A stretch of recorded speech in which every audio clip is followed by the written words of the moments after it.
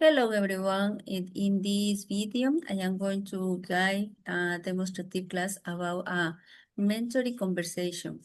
For this, I am going to present an example below through a role play between a teacher and unmotivated students.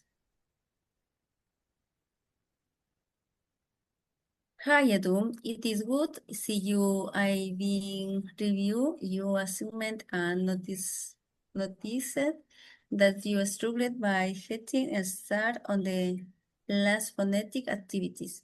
Tell me how have you been feeling about the subject lately? I don't know, teacher. Honestly, all this phonetic stuff, the symbols, the places of articulation, I just don't understand them. And of course, my when I don't know understand them, my pronunciation doesn't come right.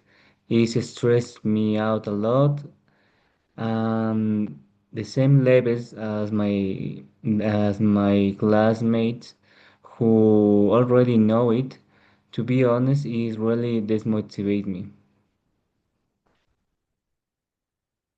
I completely understand that saying so many symbols and technical terms and all at once can seem crazy if you don't find practical use for them. It is normal to feel frustrated when you don't understand something.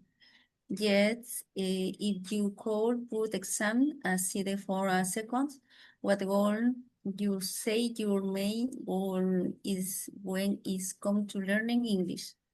Is there anywhere in the future where you imagine your, yourself using it? My goal is to start school to teach English, bases that I would love to travel and to understand YouTube videos and the music I like without subtitles.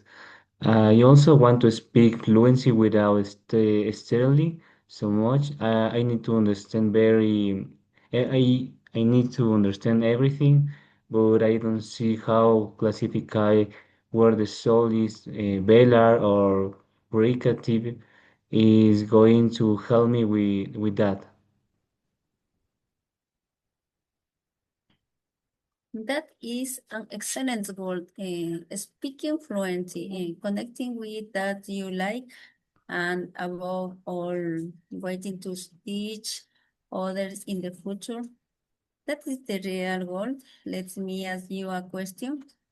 When you hear someone speak English and they are perfectly understood or when you try to meaning a song and doesn't sound quite right. What do you think makes the difference? Well, pronunciation, I guess. There are sounds in English that we don't have in Spanish, and they are hard to copy just by ear. Exactly. You hide the nail on the head, and that's where this boring stuff come in to be a great teacher in the futures. It's not about memorizing scientific names. For example, it is about know to put your tongues or how to release the air so that the work that used to be hard for you now comes you naturally. That's when your speaks fluently when you travel and one day you'll be able to explain in clarity and simply to your own students.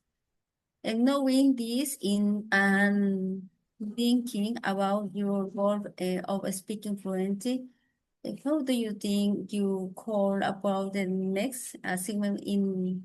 a way that it's more useful to you?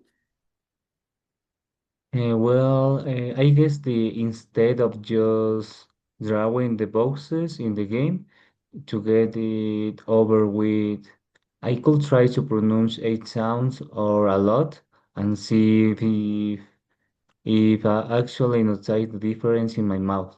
That way, maybe it's make more sense. I think that's a fantasy strategy. At the end of the day, you are the owner of your own learning, and adapting into what's work for you is the best way to go. How about we try this approach with this week's activity? And in the next class, you tell me if they helped you improve your pronunciation. Okay, teacher, it sounds a bit better looking at it. That way, I will give it a try.